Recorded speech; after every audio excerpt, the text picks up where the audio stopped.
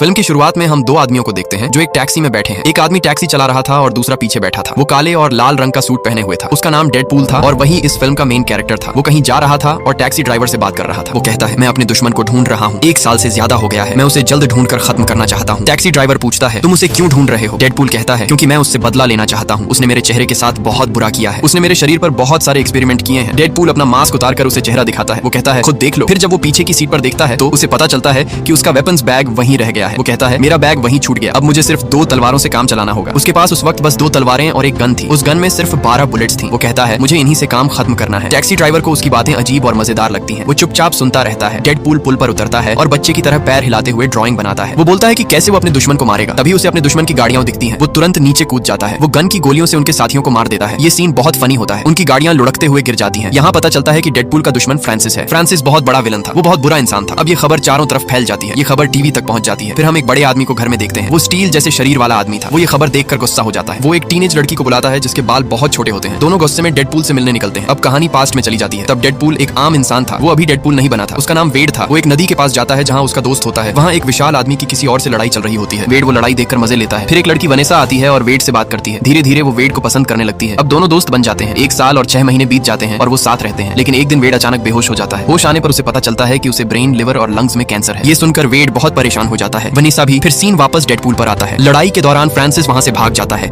लेकिन तभी डेडपूल को पीछे से आवाज आती है। जब वो मुड़कर देखता है तो फ्रांसिस बाइक पर होता है। डेडपूल तलवार से फ्रांसिस के हाथ पर वार करता है। फ्रांसिस की नाक से खून निकलने लगता है। डेडपूल कहता है, आज मैंने बदला ले लिया, तू ही था जिसने मेरे चेहरे का ये हाल किया। वो मास्क उतारकर फ्रांसिस को चेहरा दिखाता है। फ्रांसिस कहता है, ओह, तो तू वही है। दोनों बात कर रहे होते हैं कि पीछे से वो स्टील मैन आता है। वो वेड को जोर से फेंक देता है। यहाँ से वेड की पिछली कहानी शुरू होती है। वनेसा कहती है, वेड परेशान मत हो, मैं तुझे कभी नहीं छोड़ूंगी, हम मिलकर इलाज कराएंगे। वेड कहता है, नहीं वनेसा, मैं तुझे ऐसे नहीं देख सकता, अगर मुझे कुछ हो गया तो तू क्या करेगी? वो बार में आता है और अपने दोस्त के पास बैठता है। दोस्त कहता है, एक आदमी तेरा इंतजार कर रहा है। वो आदमी वेड से कहता है, मुझे पता है तू बीमार है, मैं तेरी मदद कर सकता हूँ, तुझे सुपर पावर्स दे सकता हूँ। डेडपूल कहता है, नहीं, मैं एक नॉर्मल इंसान की तरह जीना चाहता हूँ। ये कहकर वो वहाँ से चला जाता है। सीन फिर से प्रेजेंट में आता है। स्टील मैन कहता है, डेडपूल तेरी प्रॉब्लम क्या है? तू अपनी पावर्स गलत इस्तेमाल क्यों कर रहा है? डेडपूल कहता है, मुझे मत सिखा, मैं बदला जरूर लूंगा। तभी वो टीनेज लड़की कहती है, डेडपूल पीछे देख। जब डेडपूल पीछे मुड़ता है, फ्रांसिस भाग चुका होता है। वो गुस्से में स्टील मैन को पीटना शुरू करता है। कहता है, अगर तू बीच में ना आता वो नहीं भागता। डेडपूल स्टील मैन को मारने लगता है, लेकिन वो बहुत मजबूत था। स्टील मैन की दोनों कलाई और एक टांग टूट जाती है। स्टील मैन कहता है, तूने मेरा दिमाग खराब कर दिया। इस वजह से डेडपूल दूर जाकर गिरता है। वो अपने हाथों से अपनी कलाई पकड़ता है। अब डेडपूल अजीब तरह से बिहेव करता है। उसका हाथ खुलने के बजाय खून निकलने लगता है। अगर कोई नॉर्मल इंसान होता तो मर जाता, पर डेडपूल नहीं मरा। इसका राज मैं आगे बताऊंगा। डेडपूल पुल से नीचे कूदता है और एक ट्रक में जा गिरता है। फिर कहानी फिर से पास्ट में लौटती है। जब वेड एक नॉर्मल इंसान था, वो बेहोश पड़ा था। जब उसे होश आता है, वहाँ 2 लोग होते हैं, एक मर्द और एक औरत। वो उसके शरीर में इंजेक्शंस लगाते हैं। वो वेड पर अलग अलग एक्सपेरिमेंट्स करते हैं। उसे बहुत टॉर्चर करते हैं। कभी उसे बिजली के झटके देते हैं,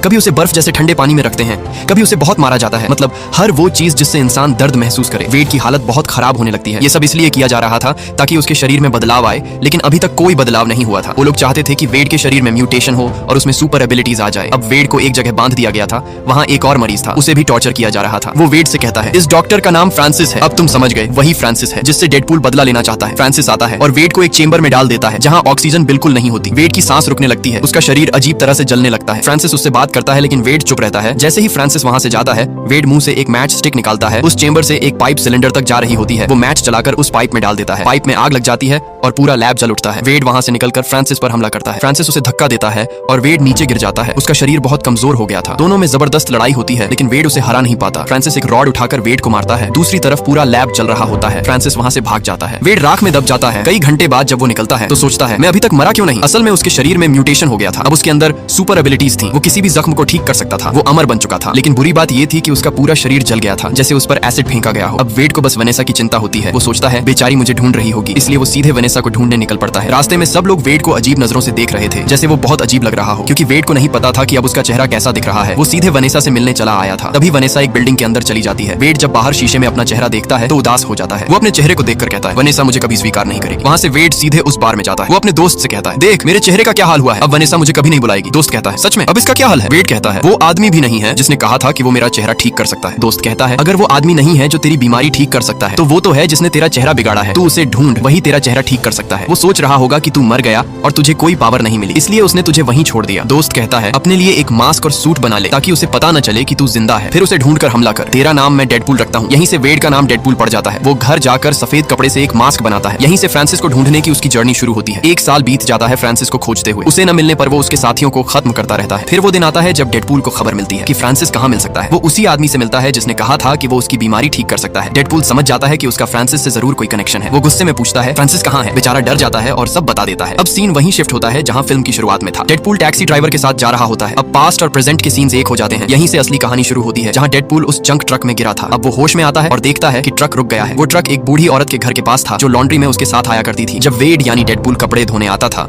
वो बूढ़ी औरत उसे कहती थी कि अपना सूट ब्लैक और रेड रंग का बना।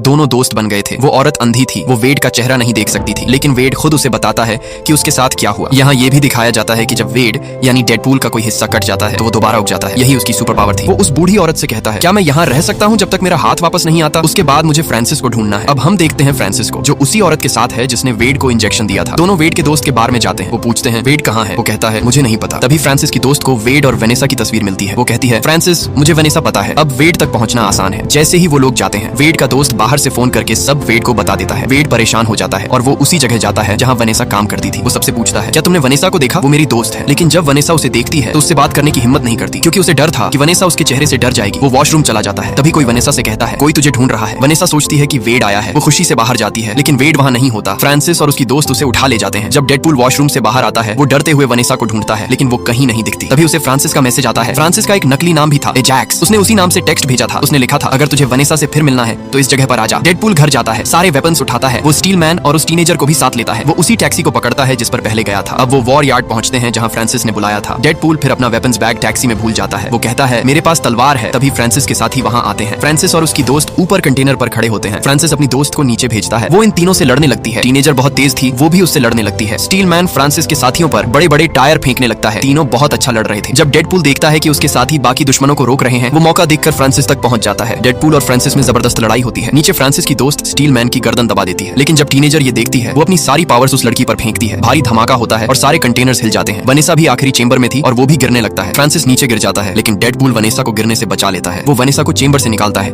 लेकिन फ्रांसिस फिर डेडपूल पर हमला करता है। डेडपूल हील होकर फिर उठ जाता है और फ्रांसिस को पकड़ लेता है। फ्रांसिस को किसने कहा था कि डेडपूल को सुपर पावर दे। अब वही पावर उस पर भारी पड़ती है। डेडपूल फ्रांसिस को बहुत मारता है। उसकी नाक और मुंह से खून निकलता है। डेडपूल कहता है मेरा चेहरा ठीक कर। फ्रांसिस हंसने लगता है, कहता है तू सोचता है मैं तेरा चेहरा ठीक कर दूंगा। डेडपूल कहता है सच में। वो छोटी गन निकालता है और उसे मारने ही वाला होता है। तभी पीछे से स्टील मैन की आवाज आती है डेडपूल तू हीरो है, ऐसा मत कर। लेकिन डेडपूल नहीं सुनता। वो फ्रांसिस के चेहरे पर गोली चला देता है। स्टील मैन बाहर से बहुत ताकतवर दिखता है पर अंदर से बहुत डरपोक था। ये सब देखकर उसे उल्टी आने लगती है। इसके बाद वनेसा डेडपूल के पास आती है और उसे मुक्के मारने लगती है। डेडपूल कहता है ठीक है मारो मुझे पता है तुम सही हो, लेकिन मैं तुम्हें एक चीज दिखाना चाहता हूँ, उसके बाद तुम मुझे स्वीकार नहीं करोगी। वनेसा कहती है क्या चीज। डेडपूल कहता है मेरा मास्क उतारो, खुद देख लो। वनेसा मास्क उतारती है। उसके नीचे एक और प्रिंट लगा होता है। जब वो उसे भी हटाती है तो डेडपूल का असली चेहरा दिखता है जो बहुत जला हुआ था। वनेसा कहती है इसमें क्या बुरा है, तेरी आंखें नाक मुंह सब ठीक है। हर किसी की स्किन परफेक्ट नहीं होती। मैं इसे देख देख कर आदत डाल लूंगी। दोनों मुस्कुराते हैं और खुश हो जाते हैं। यहीं डेडपूल पार्ट 1 खत्म होता है। अब हम पार्ट 2 शुरू करते हैं। पार्ट 2 की शुरुआत में डेडपूल को देखते हैं जो अपने अपार्टमेंट में उदास बैठा है। वो अपने अपार्टमेंट में आग लगा देता है क्योंकि अब जिंदा नहीं रहना चाहता। वो आत्महत्या करने की कोशिश कर रहा था। अब हमें पास दिखाया जाता है कि डेडपूल आत्महत्या क्यों कर रहा था। हमें एक फाइटिंग सीन दिखता है जिसमें डेडपूल अपने बहुत बुरे दुश्मनों से लड़ रहा होता है पर उनमें से एक भाग जाता है। डेडपूल कहता है कि मैं उसे बाद में देखूंगा, पहले मुझे वनेसा से मिलना है क्योंकि वे 2 साल से साथ थे और उसे अपना विश देना था। पर जब डेडपूल घर पहुंचता है, वही आदमी जो भागा था वहां आ पहुंचता है। वो वनेसा को वहीं मार देता है। डेडपूल ये देखकर बहुत दुखी हो जाता है। वो उस आदमी के पास जाकर ट्रक के नीचे से उसे मार देता है। फिर वापस वनेसा के पास आता है और उदास होकर कहता है तुम मेरी वजह से मर गई, मैं तुम्हारा बदला जरूर लूंगा। हालांकि उसने उस आखिरी आदमी को भी मार दिया था पर वो उन सभी बुरे लोगों को खत्म करना चाहता था जो बिना वजह किसी को मार देते थे। वो वनेसा को बहुत याद करता था और कई बार खुदकुशी करने की कोशिश करता। कभी बिल्डिंग से कूदता, कभी अपने ऊपर आग लगा लेता पर कुछ नहीं होता क्योंकि वह अमर था और वह इससे बहुत थक चुका था। अब हम प्रेजेंट में आते हैं जहां वो फिर अपने अपार्टमेंट में आग लगाकर अपनी जिंदगी खत्म करने की कोशिश करता है। पूरे अपार्टमेंट में भयंकर एक्सप्लोजन होता है और उसे वेनेसा की एक विजन दिखती है, तुम गलत कर रहे हो, ये तुम्हारा काम नहीं है। इसी बीच डेडपूल का शरीर टूट फूट जाता है। थोड़ी देर बाद स्टील मैन आता है। वो डेडपूल के बॉडी पार्ट्स को एक सैक में रखकर ले जाता है और बांध देता है। जब डेडपूल का शरीर हील हो जाता है तो वह ठीक हो जाता है। अब वह दुखी होकर काउच पर पड़ा रहता है। फिर वह स्टीलमैन के पास आता है और पूछता है तुम क्या कर रहे हो, तुम इतने शक्तिशाली हो, तुम्हें भी ऐसा बनना चाहिए। स्टीलमैन कहता है अब से यह तुम्हारा परिवार है और तुम यहीं हमारे साथ रहोगे। उस घर में 2 और लड़कियां थीं, एक वो टीनेजर जिनके बाल छोटे थे। अब सीन दूसरी तरफ शिफ्ट होता है जहां हम एक बहुत बड़े आदमी को देखते हैं। उसकी एक आंख में जैसे लेजर जैसा कुछ था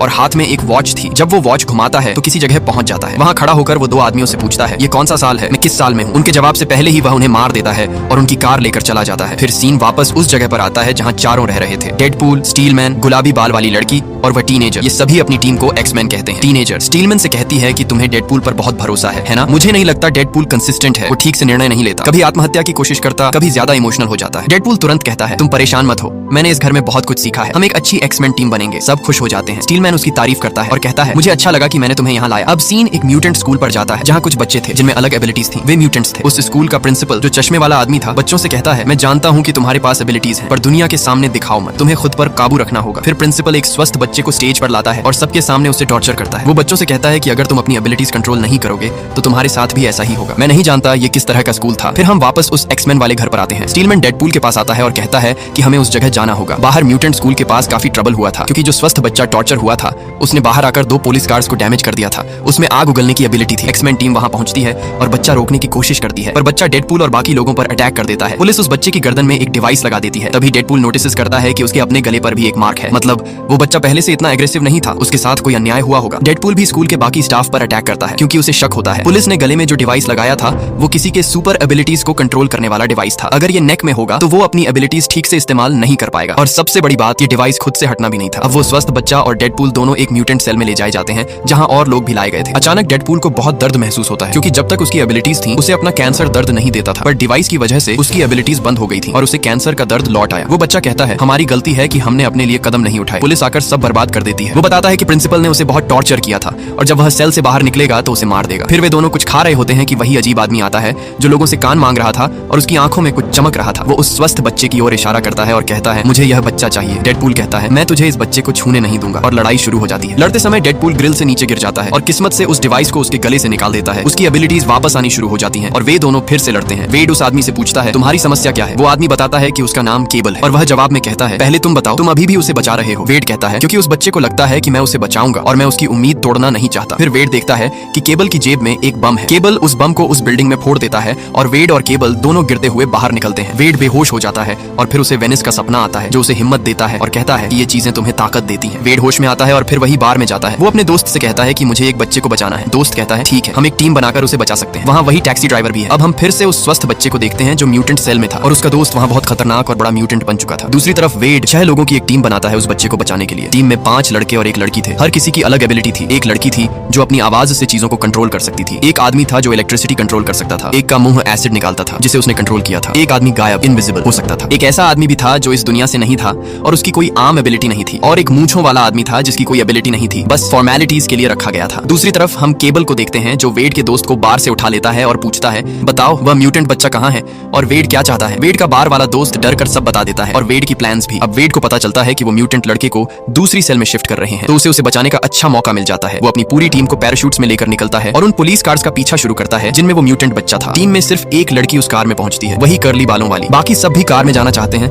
लेकिन उनसे पहले केबल अंदर पहुंच जाता है। वो कर्ली बालों वाली लड़की से लड़ाई शुरू कर देता है। तभी डेडपूल भी वहां पहुंच जाता है। इस बीच वो म्यूटेंट लड़का अपने ग्लास चेंबर से बाहर निकल आता है और अपने जायंट म्यूटेंट दोस्त को भी आजाद कर देता है। वो बच्चा डेडपूल को देखकर कहता है जब मुझे बचाने का वक्त था तब तुम भाग गए थे, अब क्यों आए हो। वो कहता है कि अब ये जायंट म्यूटेंट मेरा अच्छा दोस्त है। तभी वो जायंट म्यूटेंट डेडपूल के शरीर के 2 टुकड़े कर देता है। फिर वो बच्चा उस म्यूटेंट को लेकर चला जाता है। उसके बाद कर्ली बालों वाली लड़की डेडपूल के दोनों हिस्सों को उठाकर घर ले आती है। वहाँ वो बूढ़ी औरत भी होती है और डेडपूल बहुत अजीब लग रहा था क्योंकि उसके पैर फिर से छोटे बच्चे जैसे उग रहे थे। वो इंतजार करता है कि उसके पैर कब ठीक होंगे और वो कब जाकर उस बच्चे को बचाएगा। तभी केबल आता है और उससे शांति से बात करता है। वो कहता है मैं तुम्हें अपनी परेशानी बताता हूँ कि मैं उस बच्चे को क्यों नहीं बचाना चाहता। वो आगे कहता है अगर मैं बताऊं कि क्यों नहीं बचाना चाहता तो सुनो, मैं फ्यूचर से आया हूँ। मेरी एक छोटी बेटी है और ये बच्चा बड़ा होकर कातिल बनेगा और मेरी फैमिली को मार देगा। वो अब उस स्कूल के प्रिंसिपल को मारने जा रहा है और उसके बाद उसे हत्या की आदत लग जाएगी। मुझे पता है कि वो बड़ा होकर क्या करेगा, पर अब मैं इसलिए तुम्हारे पास आया हूँ क्योंकि पहले वो अकेला था और मैं उसे पकड़ सकता था, लेकिन अब उसके साथ एक जायंट म्यूटेंट है क्योंकि तुम ही उसे हरा सकते हो। मुझे भरोसा है कि तुम बहुत स्ट्रांग हो। तब डेडपूल कहता है ठीक है, मैं तुम्हारे साथ चलूंगा, लेकिन वादा करो कि जैसे ही हम वहाँ पहुंचे तुम उसे मारोगे नहीं। प्यार से समझाने की कोशिश करेंगे, हो सकता है वो समझ जाए। अब दोनों के बीच एक डील हो जाती है और वे साथ चल पड़ते हैं। रास्ते में वेड एक्समैन वाले घर पर रुकता है जहाँ स्टीलमैन था। वो उसे बुलाता है पर स्टीलमैन कहता है तुम्हारी समस्याएं खत्म नहीं होंगी, मैं नहीं आऊंगा। डेडपूल और केबल के साथ कर्ली बालों वाली लड़की थी, लेकिन जब वे वहाँ पहुंचते हैं वो बच्चा और जायंट म्यूटेंट पहले ही उस स्कूल में जा चुके थे। वो बच्चा अंदर जाकर प्रिंसिपल को मारने वाला था। जायंट म्यूटेंट बाहर आता है और उनसे लड़ाई शुरू करता है, पर वेड, केबल और वो लड़की मिलकर भी उसे नुकसान नहीं पहुंचा पाते। तभी स्टीलमैन वहाँ पहुंचता है, मतलब वो भी मदद करने आ गया था। वो जायंट म्यूटेंट से लड़ने लगता है और कर्ली बालों वाली लड़की स्कूल के अंदर जाती है ताकि उस बच्चे को रोक सके। वो सारे बच्चों को बाहर निकाल देती है। अब केबल और डेडपूल उस बच्चे के पास पहुंचते हैं। बाहर स्टीलमैन के साथ वो टीनेजर लड़की मिलकर जायंट म्यूटेंट को मार देती है। अब बच्चा प्रिंसिपल को मारने ही वाला होता है। ये देखकर केबल उसे गोली मारने लगता है, पर डेडपूल उसे रोक लेता है। तुमने कहा था कि हम उसे समझाने की कोशिश करेंगे। डेडपूल बच्चे से कहता है देखो, अगर तुम प्रिंसिपल को इसलिए मार रहे हो कि उसने तुम्हें टॉर्चर किया, तो उसे मारकर तुम खुद भी कातिल बन जाओगे। कोई तुम्हें अच्छा नहीं समझेगा, फिर तुम्हारे और उसके बीच कोई फर्क नहीं रहेगा। वो बच्चे की ओर बढ़ता है और कहता है मैं हमेशा तुम्हें बचाना चाहता था, इसीलिए यहाँ आया हूँ। पर वो बच्चा डेडपूल की बातों पर विश्वास नहीं करता।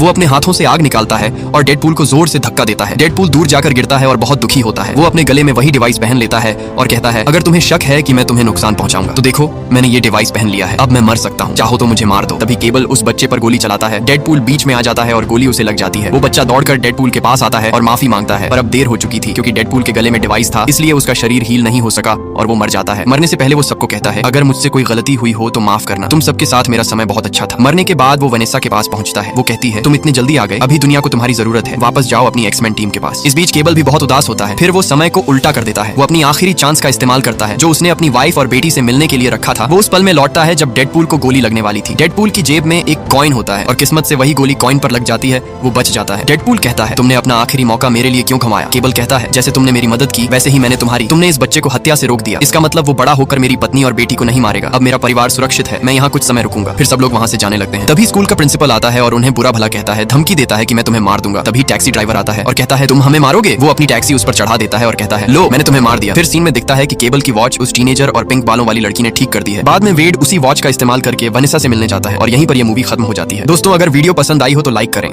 और ऐसी मूवी एक्सप्लेनेशंस के लिए चैनल को सब्सक्राइब जरूर करें।